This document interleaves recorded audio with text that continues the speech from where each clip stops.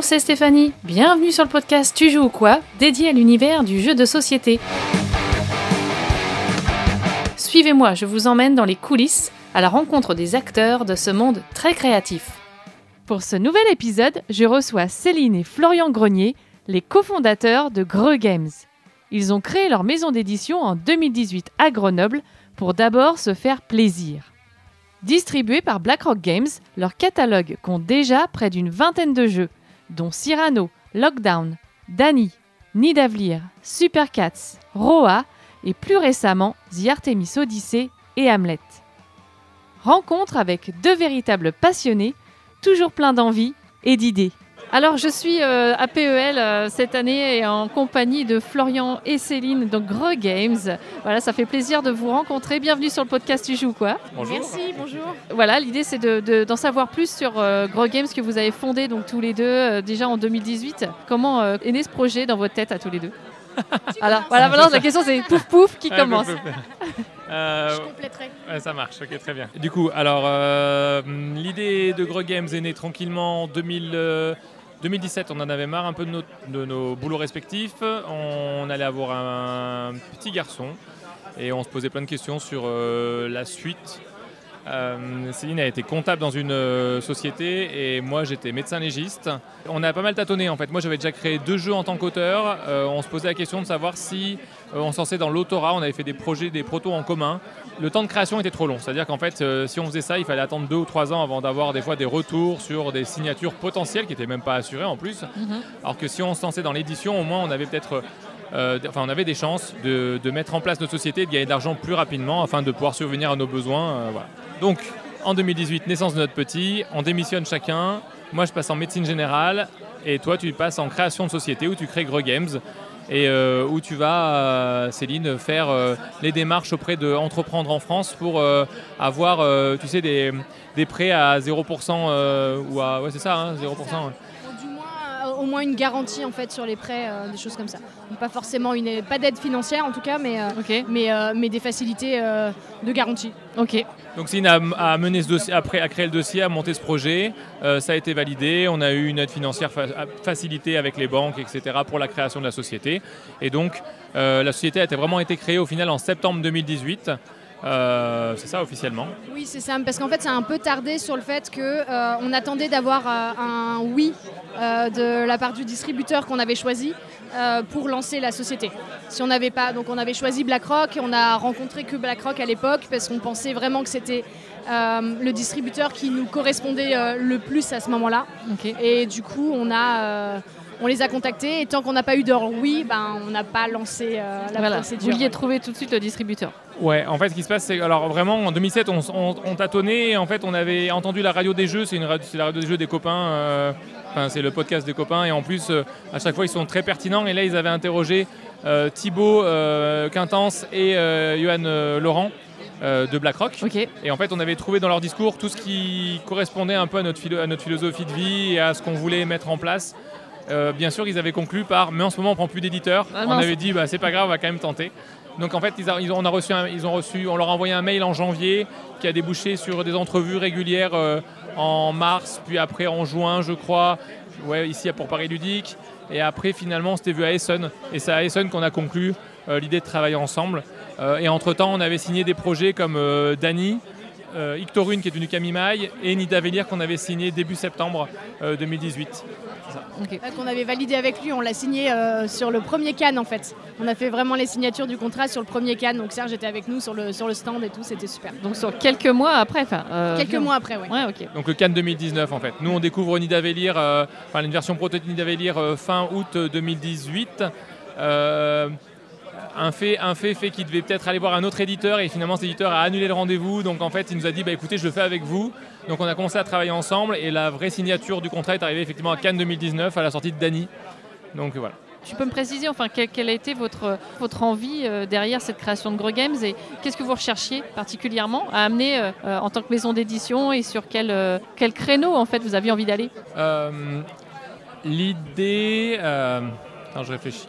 Parce qu'en fait ce qui se passe c'est que ce qui était bien chez BlackRock qui nous correspondait, c'était cet esprit familial qu'on avait vu. C'est-à-dire c'est une boîte à taille humaine avec des valeurs comme la loyauté qui transpirait de leur discours, la loyauté, l'éthique, et en même temps des gens qui se sont lancés, qui venaient d'ailleurs à la base, qui n'étaient pas forcément dans le monde du jeu, mais qui sont arrivés à faire prospérer leur entreprise et à faire de belles choses en fait. Ils se sont fondés sur le tas et en même temps, ils ont progressé, prospéré et c'est ce qu'on voulait faire. C'est-à-dire avec un distributeur qui était compétent, mais tout en ayant gardé une taille humaine et des conduites humaines incroyables. Quoi. On était là-dessus. Et nous, en fait, c'est ça qu'on voulait avoir. C'est-à-dire qu'on sortait tous les deux de boulot où le management, etc., ne nous avait pas correspondu pour plein de choses et qu'on trouvait un peu trop violent. Et on voulait retrouver une paix, une sérénité de se dire ok, on va travailler pour se faire plaisir, pour nous, on va créer une société familiale, on va mettre les valeurs qu'on veut et on laissera rien de toxique venir impacter ça, en fait, c'est ça. Ok, je comprends. Voilà. Après, pour la création de jeux, il y avait déjà beaucoup de jeux, c'était compliqué. L'idée, c'est d'arriver à quelque chose qui se démarque, quelque chose qui sort de l'ordinaire, mais qui en même temps était dans l'air du temps. Donc c'était ça là-dessus. Et c'est après, effectivement, de toute façon, en développant nos jeux, en rencontrant des auteurs, en jouant à des protos de plus en plus, qu'on a trouvé notre petite patte et des choses qui nous plaisent vraiment, comme dans Nidavellir ou dans Roa, ce type de jeu où, en fait, il y a toujours quelque chose qui est en commun, c'est un plaisir immédiat, de la frustration un petit peu, mais juste ce qu'il faut pour mettre en évidence toute la récompense qu'on a en jouant. Et en fait, il y a beaucoup du coup de plaisir et d'envie de revenir à ce jeu. Voilà. Donc tu vois, c'est ce genre de sensation qu'on a envie de mettre en avant dans nos jeux. Ok. Et alors, donc la répartition des rôles, alors moi, je m'occupe, en fait, je suis la présidente de la société. Wow. Donc, c'est moi qui m'occupe vraiment de tout ce qui est administratif. Donc, tout ce qui est administratif sur la société, mais aussi tout ce qui va être le rapport avec le distributeur. Donc, oui, distributeur. Après, tout ce qui est export aussi, donc relation avec les partenaires et avec BlackRock Export. Je vais avoir aussi toutes les lancements de production, gestion du planning de production, des transports, de toutes ces choses-là. La gestionnaire, quoi. Et puis les festivals, organisation pour les festivals aussi. Ok. Tout ce qui est organisationnel et gestion. Oui, c'est ça. Okay. Je n'ai pas trop changé en fait par rapport à ce que je faisais. Enfin, tu as utilisé tes tellement compétences. Différent, mais en tout cas, j'ai utilisé mes compétences parce que j'ai été comptable, mais j'ai été aussi responsable en qualité, sécurité, environnement. Du coup, c'est beaucoup de tableaux, beaucoup de planning, beaucoup de choses de ce genre-là. Et du coup, ça me sert vraiment dans mon travail actuel. Et en plus, c'est plus plaisant. Et tu trouves du sens là, vraiment aussi. Un peu plus de sens. Ouais. Ok. C'est ça. Et donc toi, Florian, tu es le dénicheur de talent, tu cherches. Ouais, moi je suis plus dans le sourcing effectivement des jeux. Alors, comme moi je suis dans la société, il y a Céline qui est à temps plein, donc elle fait beaucoup de choses. Elle gère également la boutique, elle gère plein de trucs. Mais effectivement, tout ce qui est le moins sexy dans une maison d'édition, mais ce qui est l'armature de la maison d'édition. Si tu n'as pas quelqu'un qui est là pour gérer le côté financier, le côté administratif, la maison d'édition, elle s'écrase en fait. Parce que faire des jeux, c'est bien, mais il faut quelque chose de correct et de construit autour de ça. C'est le pilier, quoi. Ouais, voilà, des piliers, des fondations. Moi, effectivement, je suis plus dans le sourcing.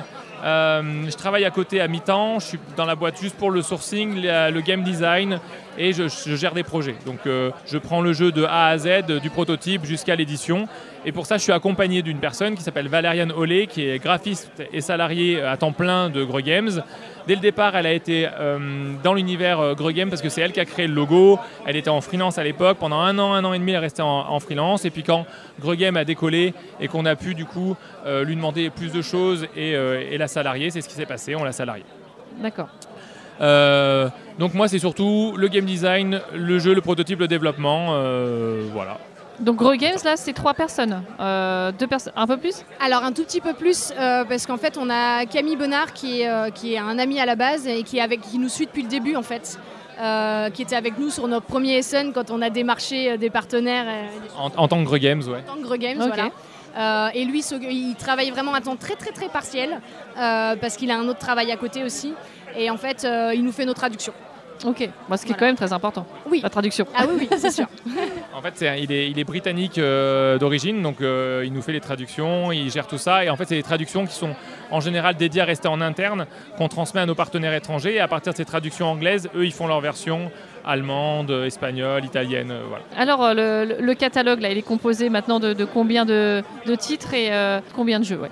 Bah là, on a un catalogue qui est quand même qui est pas mal. Hein. On a Dany, Super Cats, Octorage, Nidavellir, Connectim, Camimai, Danis fait des films, Fragment Haute Sphère, tac, tac, tac, tac, Cyrano, Roa. Maintenant, The Artemis Odyssey. The Artemis Odyssey, on a Singveli Ridavol. Et les grignettes. Les grignettes.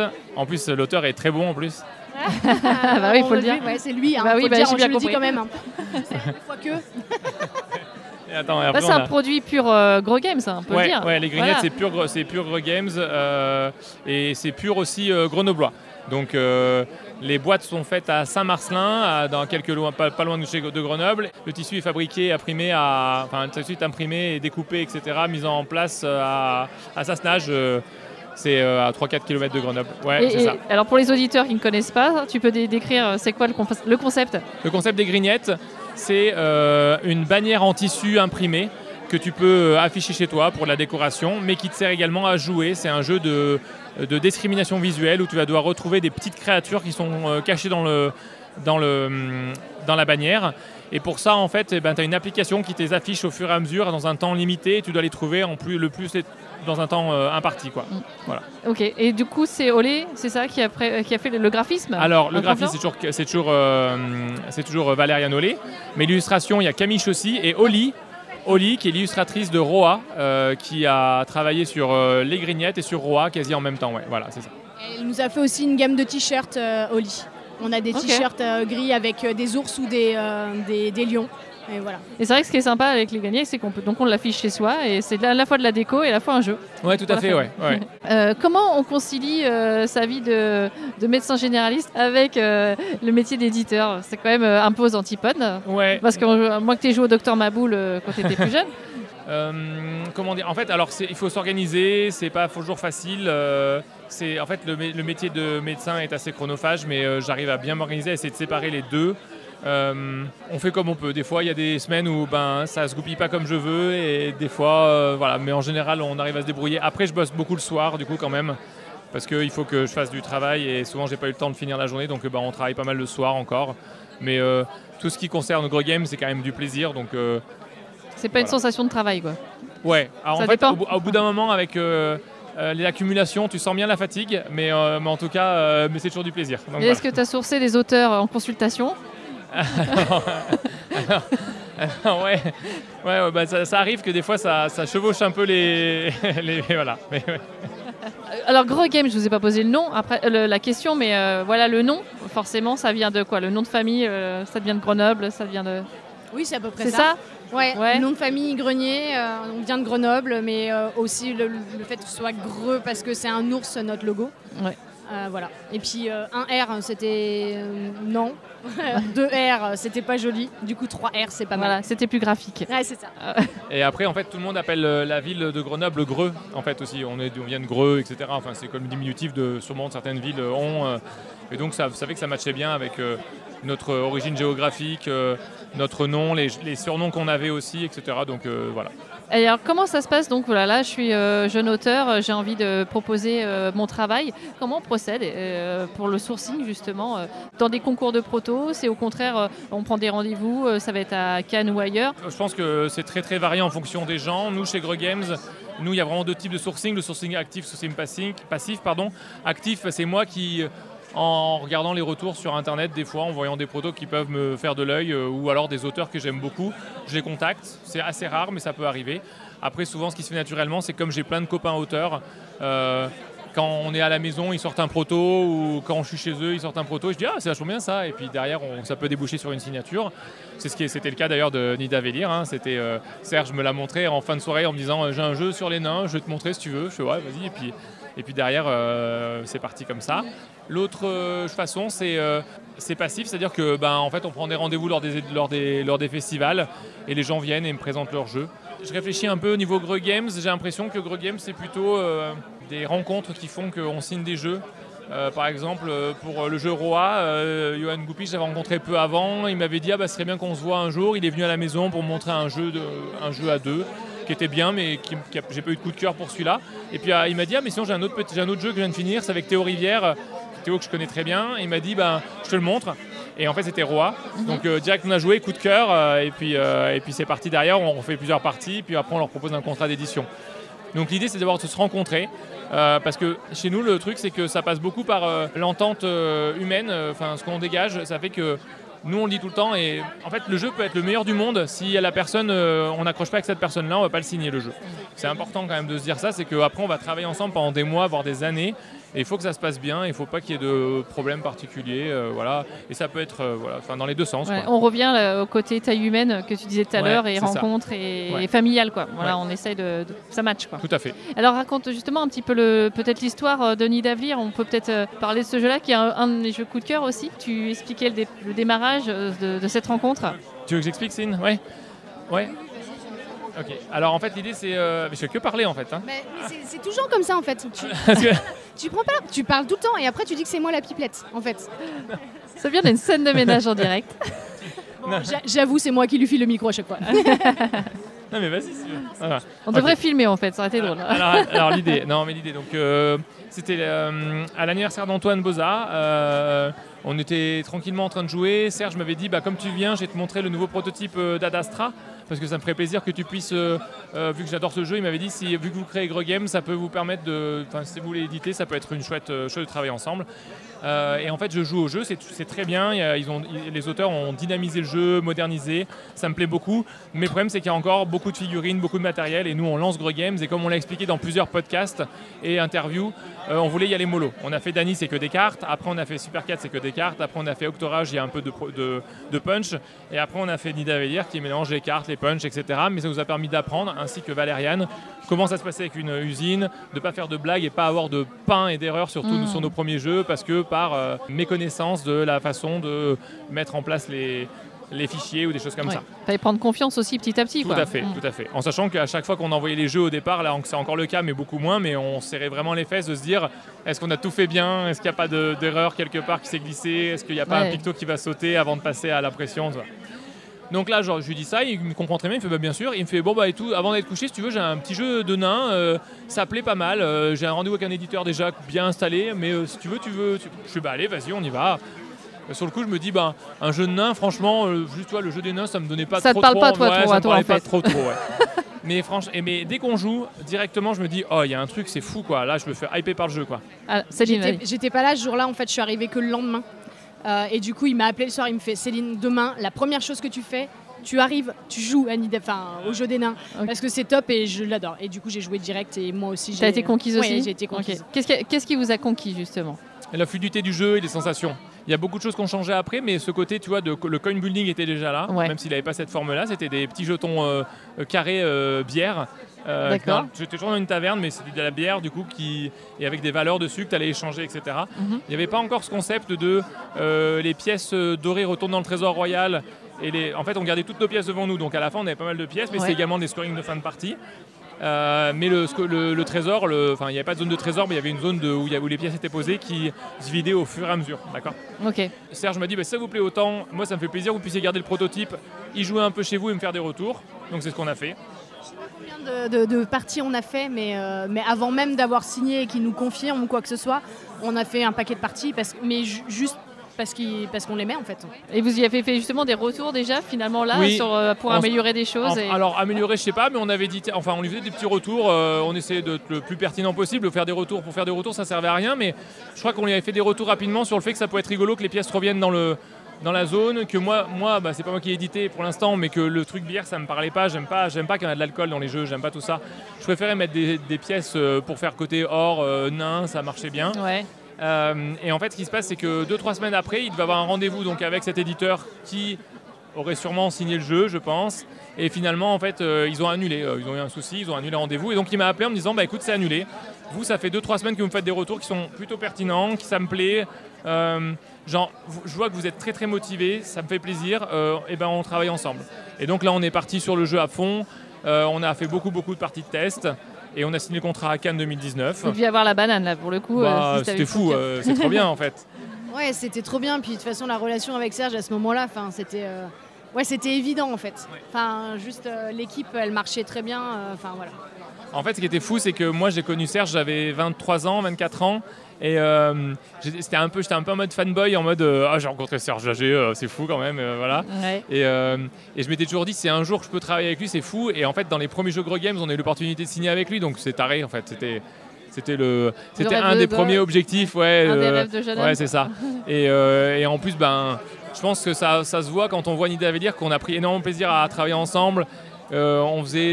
En fait, on bossait beaucoup à distance, mais 2-3 fois par an, on se réunissait pour bosser 4-5 jours ensemble, soit chez lui, soit à la maison. Il y avait notre petit rendez-vous quotidien l'été chez lui pour travailler sur les jeux. Donc il y a eu Nida Velir, Sing Velir, Idavol. Il y a une version coop qui était prévue, qui est en stand-by pour l'instant parce que j'arrive pas à ouvrir la boîte pour tester pour l'instant. Et alors, on a oublié une étape quand même importante qui a fait aussi le succès du jeu, c'est forcément les illustrations. Et alors, comment s'est faite la rencontre avec Jean-Marie Minguez et le travail derrière, le travail de collaboration. Je crois qu'aussi là-dessus, Serge, il a été vigilant. Oui, et en fait, c'est grâce à Serge qu'on a découvert Jean-Marie Minguez parce qu'il avait travaillé avec lui sur Mare Nostrum. Et en fait, il avait envie de retravailler avec Jean-Marie et du coup, il nous l'a présenté et on s'est dit, oui, pourquoi pas, en fait, ça peut être cool. Et donc, on est parti là-dessus, on a fait les essais et puis on a signé le contrat. Et Zou, on a monté toute l'équipe, quoi. Voilà, et ça a matché. Oui, tout à fait. Et ça matche toujours, d'ailleurs. Hein. Ouais. D'ailleurs, il était avec nous sur le stand tout à l'heure. Enfin, bref, il suit vraiment... Il y a d'autres projets avec vous, peut-être ?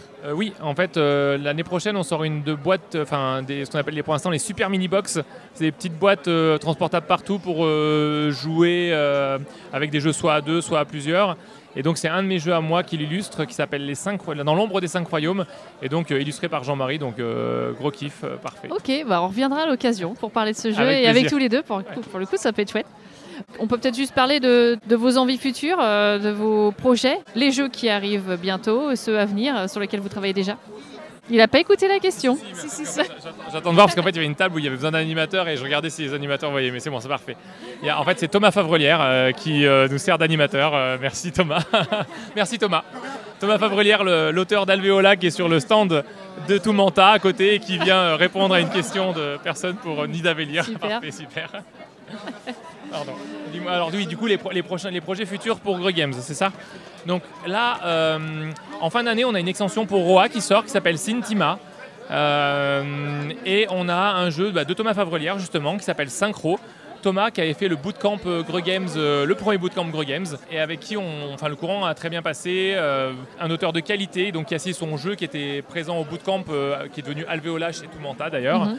Et là, en fait, il nous a montré à Vichy l'année dernière un petit jeu de cartes. Quand je dis petit, c'est en format, mais en termes de sensations, c'est énorme, c'est génial. C'est vraiment, on a eu un gros coup de cœur pour ce jeu. L'équipe s'est emballée à fond. Et c'est la première fois qu'on fait ça. On a signé le jeu sur le salon. On dit à tout le monde qu'il ne faut pas faire ça, signer un jeu sur un festival. En général, on dit tout le temps qu'il ne faut pas parce qu'en fait, on peut s'emballer sur le festival et puis après avoir une sorte de petit coup de... En fait, quand tu rentres à la maison et que tu le fais tester un peu plus amplement, l'excitation peut décroître un petit peu, etc. Mais là, on était vraiment persuadés que ce qu'il avait mis et la session de jeu qu'on avait, on allait les garder. Donc, ça a été, on l'a directement signé à Vichy et là, il sortira en novembre et il sera présenté à Vichy, donc un an plus tard, en précommande chez BlackRock. Et on est hyper content du jeu et ça va être trop chouette. Cool.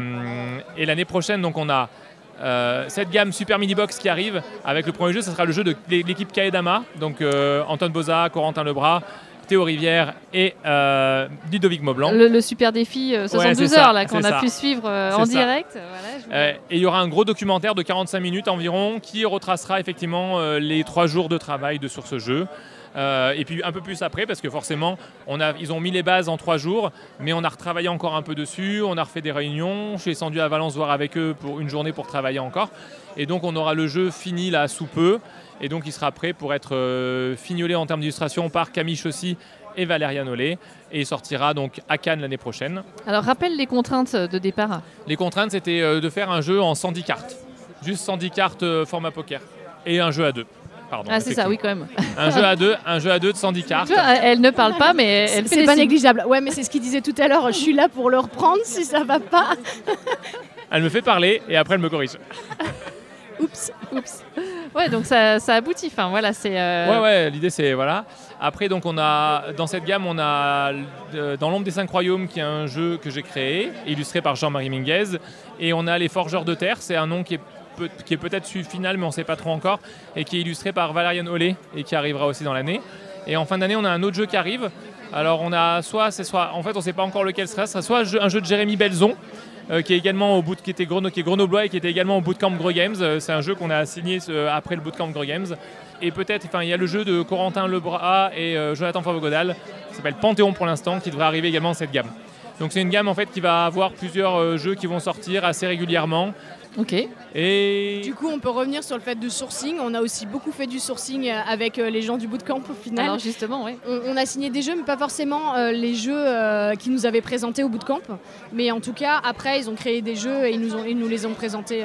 Mais là, pour le coup, voilà, le fait de se rencontrer, ça a créé quelque chose, une émulation. Et en fait, on a facilité, ça leur a facilité l'entrée un peu dans le monde du jeu, parce que non seulement nous, ils nous ont présenté des jeux, mais on les a aussi orientés vers d'autres éditeurs. Et comme on a fait avec Thomas Favrelière, on l'a orienté vers Toumanta et ils ont signé le jeu. Et du coup, on a fait ça un peu avec tout le monde, tant qu'on a pu en tout cas. C'était une première, ça, juste le bootcamp. Pour me permettre, Toumanta, je crois qu'on les a pas orientés vers Toumanta. C'est Toumanta qui a trouvé tout seul Alvéola. Ah, c'est vrai ? Ouais. Ok, mais on connaissait les deux, du coup. Okay. En fait, c'est sur le deuxième bootcamp où Toumanta a intégré la liste d'éditeurs chez qui on envoyait les gens. C'était si tard que ça. Ouais, c'est si tard que ça. Tu vois, il te corrige aussi, en fait. Oui, tu as vu. Non, parce que là, en fait, je préfère rendre à César ce qu'il y a à César, c'est-à-dire que effectivement, le jeu de Thomas Favrelière, qui s'appelait Queen Bee à l'époque, était top, etc. Enfin, vraiment un top niveau, il a gagné des prix. Mais en fait, c'est Toumanta qui l'ont sourcé suite à ça. Peut-être sorti du bootcamp, les prix qu'il a gagnés. Mais en tout cas, c'est eux qui sont allés le sourcer et qui l'ont rapporté. Ouais, voilà. Et alors, l'idée du bootcamp, c'est né comment ça ? Parce que c'était un peu nouveau d'ailleurs, de cette idée de transmission et en même temps de brainstorming sur quelques jours, justement pour ressortir des choses. En fait, j'ai discuté avec Adrien Ribeiro. Adrien Ribeiro, c'est quelqu'un qui travaille pour nous en freelance sur la communication. Il fait nos vidéos. Et en fait, on discutait de certains concepts à mettre en place et il me disait, mais qu'est-ce qui t'a manqué, toi, quand tu étais jeune auteur ? Et je lui ai fait une liste de tout ce qui m'avait manqué, de tout ça. On a brainstormé. Il m'a dit, mais on pourrait mettre quelque chose en place pour les aider. Et en fait, je me suis dit que c'était effectivement ce qui manquait actuellement. C'était important qu'un éditeur, et surtout qu'en plus, nous, on avait aussi moi, j'étais éditeur et j'avais été auteur. J'avais cette expérience des deux, de me dire qu'on pouvait peut-être transmettre des connaissances qui, en très peu de temps, allaient leur permettre de gagner des échelons, en fait. C'est-à-dire que moi, j'ai mis 10 ans pour arriver à un niveau de connaissance du milieu, etc. Alors qu'eux, peut-être qu'en 4 jours, on pouvait leur en donner quasi autant et éviter qu'ils perdent, pas vraiment, mais qu'ils ne mettent pas 10 ans à faire ce que moi j'ai fait en 10 ans, d'accord ? Ouais, c'est le coup de pouce, quoi. Le coup de pouce, voilà. Donc il y avait notre vision d'éditeur, mais il y a aussi, on avait Théo Rivière qui était intervenant dans les bootcamps et du coup il pouvait aussi montrer, lui il a sa vision parce qu'il a travaillé chez des éditeurs, mais en plus sa vision d'auteur. Et du coup c'était super, voilà, il y avait toutes les visions à peu près, mis à part le distributeur, mais qu'on connaît très bien et du coup on a pu leur expliquer vraiment comment ça fonctionnait. Oui, l'aspect graphique je crois aussi qui a été du coup bien drivé pour que comment on fait le proto pour que ça soit le plus clair possible et tout ça qui est important aussi. C'est ça, en fait nous il y a Valériane Ollet qui leur faisait des interventions en sachant que pour nous on est tout à fait d'accord sur le fait quand un proto n'a pas à être finalisé et exceptionnellement beau quand je dis finalisé en termes d'esthétique, un proto quand vous le montrez à l'éditeur, il faut qu'il soit propre, lisible et ergonomique. C'est ce qu'on lui demande. Après, qu'il y ait un peu d'écriture au crayon, qu'il y ait des choses qui ne soient pas fixées en termes de valeur et qui ne soient pas bien équilibrées, pas de problème. Mais il faut qu'on puisse y jouer et qu'on ne soit pas tout perdu. Donc c'est ça qu'on essaie d'apporter, de leur montrer embêtez-vous pas sur quelque chose de très beau, par contre faites quelque chose de très accessible et ergonomique, quoi. Et ce qui était important aussi, je crois, pour vous, c'était que justement leur apprendre aussi comment se vendre en quelques minutes, comment savoir bien présenter son projet, ce qui est hyper important pour essayer de trouver un éditeur. Et ça, c'était intéressant, je pense, Porter. Tout à fait. En fait, on fait des mises en situation où en fait ils nous présentent le jeu dans un temps. En fait, en gros, on prend la pire des configurations. En 15 minutes, ils doivent nous présenter un prototype alors que les autres regardent, donc c'est vraiment le truc, voilà, c'est l'horreur, ouais, c'est ça. Mais en même temps, on essaie de bien intégrer ça dans une bienveillance, que les gens ils aient pas peur de le faire, de bien comprendre que c'est l'exercice et qu'on fait exprès de faire. Moi, que je fais beaucoup de sport, Céline aussi a fait beaucoup de sport, hein, voilà. Mais l'idée, c'est de... Parce que Céline a fait JO, en fait, de Turin en short track, qui était une équipe de France de patinage de vitesse. C'est sérieux comme information? Ouais, c'est vrai. Oui, c'est sérieux, c'est même faux. Même s'il a l'air de faire une blague, c'est vrai. C'est vrai. Ah, Et donc, c'est pour dire qu'en fait, on a toujours en sport, on dit souvent entraînement difficile, match facile, ou nous en combat, entraînement difficile, combat facile, en fait, parce que on va se cramer à l'entraînement pour que le combat il paraisse 2 fois plus simple parce qu'on a déjà suffisamment de cardio, de résistance au coup, de choses comme ça. Et là, l'idée, c'est de dire, ok, vous êtes dans la pire situation possible, mais on va voir ce qu'ils vont en ressortir. Et souvent, en fait, il sort beaucoup de positifs. Et les trucs négatifs, on leur dit directement pour qu'ils les travaillent. Et derrière, ça disparaît très vite, ils les gomment, en fait. Et je trouve que c'est pédagogiquement très important que là, dans les 4 jours, ils progressent vraiment énormément. Et moi, j'aime bien, c'est que quand je vois le premier présentation qu'ils nous ont faite à ce bootcamp-là, et quand ils reviennent à Cannes nous présenter leur jeu, c'est plus les mêmes personnes dans la façon de se présenter et d'expliquer. Et là, je me dis, c'est parfait, quoi. Et quand j'entends les retours de mes copains éditeurs qui me disent, ah, j'ai eu ton gars là qui est passé au bootcamp, franchement la présentation était top, le jeu était solide. Et je me dis allez parfait, alors le jeu solide c'est grâce à lui, mais je me dis que la présentation on n'y est pas pour rien si on a pu les aider là-dessus, quoi. Ouais, bah, super. Et il y aura un 3e bootcamp en prévision du coup? Oui, alors l'idée c'était qu'on voulait en faire un cette année, mais avec tout ce qui se passe on est un peu fatigué, on a décidé de reporter ça l'année prochaine, donc on en a fait 2 en 2022, on a fait en janvier et décembre 2022. Et en 2023, on ne va pas en faire finalement. On verra en 2024 pour essayer d'organiser ça de nouveau. Ouais. Ok, ça marche. Vous avez vachement développé quand même aussi tout l'aspect com. Vous êtes très bon en communication, mais l'aspect vidéo, l'aspect podcast aussi, Carpe Diem, là, qui est depuis quelques temps. Et puis le magazine, le Grosine. Ouais. Voilà. Et voilà. Alors, comment tout ça s'est né? Il faut quand même du temps aussi, de l'énergie, tout ça, pour lancer tout ça en même temps. Vous êtes un peu fous tous les deux. On est des couteaux suisses. En fait, je pense qu'on a... Alors l'idée, en fait, c'est de se faire plaisir avec Greux Games. Vraiment, à chaque fois qu'on veut faire quelque chose, on se dit, est-ce que ça nous fait plaisir de le faire? Oui, on le fait. Avoir un petit magazine, pouvoir exprimer nos pensées, pourquoi on a créé tel jeu, faire des interviews d'auteurs et d'autrices, d'illustrateurs, d'illustratrices, et de mettre, en fait, vraiment exprimer ce qu'on est, ce qu'on veut. On trouvait ça vraiment chouette. Donc le magazine est né pendant le confinement, où j'avais ça en tête de peut-être faire un magazine, et puis là, l'équipe était d'accord, on avait un peu plus de temps, on s'est dit, on se lance. Et donc c'est un trimestriel, on sort 4 numéros par an. Et en sachant que c'est hyper important, c'est à vous dire aussi, parce qu'au niveau export, ça aide beaucoup. Ouais, même pour tout, en fait, toute la com qu'on met dans le magazine, en fait, on s'en sert déjà sur les réseaux et autres choses. Ça nous sert pour beaucoup de choses, mais ça nous sert aussi beaucoup pour l'export, puisque tous nos partenaires qui partent sur nos jeux, en fait, on leur fournit tout ce matériel de communication, en fait, sur les jeux qu'ils font.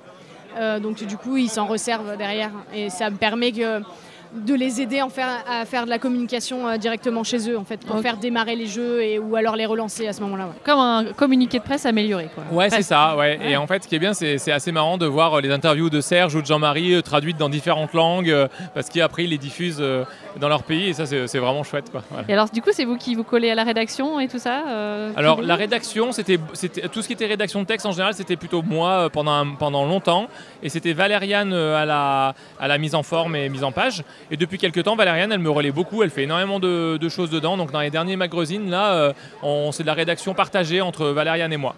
Ok. Bon. Voilà. Après, on avait également l'envie d'aller sur la chaîne YouTube on mettait nos règles de jeu et d'essayer de le faire de mieux en mieux. Donc c'est pour ça qu'Adrien nous a rejoints. Et l'idée, c'est qu'on s'est dit, on a essayé de montrer un peu aussi, parce que ce qu'on veut montrer, c'est que oui, on est des éditeurs, mais il y a des personnes derrière avec une façon de vivre, on est sportif, on a envie de montrer qu'on casse peut-être un peu les codes. Souvent, quand les gens entendent jeux de société, ils voient des geeks qui font pas grand-chose à part jouer. Et donc, on voulait montrer qu'on peut faire plein de choses dans la vie et qu'on a le droit de jouer, de se faire plaisir, mais aussi d'avoir d'autres passions, d'autres envies, de faire du sport. Donc, c'est pour ça qu'on avait aussi, on était parti sur des vidéos annexes qui s'appelaient Levez la tête de vos jeux, où on allait interviewer des gens qui s'étaient réorientés dans des choses particulières. On a interviewé Émilie Dolino qui était devenue une love coach, je crois qu'ils n'ont plus le droit de dire love coach, mais bon, et qui vendait des jeux de rôle érotiques. D'accord. On est allé voir dans une brasserie grenobloise, et c'était très chouette, ils nous avaient expliqué comment ils faisaient leur bière. Qui c'est qu'on a vu encore? On a vu des copains qui sont profs de sport, on avait fait des entraînements, on a fait plein de choses. Enfin, l'idée c'était de se faire plaisir. la nutrition avec Myriam Moussier également, et puis avec Samuel Onrubia qui est champion olympique de handball et champion du monde et champion d'Europe et champion de tout ça, qui a un palmarès très étendu. D'ailleurs, je lui passe un bonjour. Voilà, et avec Carpe Diem alors et Carpe Diem en fait, l'idée c'était de se lancer dans un podcast depuis un moment. On avait acheté le matériel, on avait tout acheté, et avec le décès de Serge, ça m'a donné envie de... Serge en fait il signe tous ses mails par Carpe Diem. Et c'était vraiment un leitmotiv, quelque chose qui le caractérisait, qui était vraiment sa personnalité, c'est-à-dire... Et en fait, on s'est dit, à son décès, j'avais envie de lui rendre un peu hommage, le fait d'interviewer des gens, mais pas de parler forcément de jeu. Donc d'interviewer des gens du monde du jeu, mais en parlant de leur vie, de est-ce qu'ils sont heureux, qu'est-ce qui les rend heureux, tout ça. Enfin, quelque chose de plus... feel good aussi. Un feel good, ouais, voilà. Quelque chose de feel good, d'accord. C'est un bel hommage.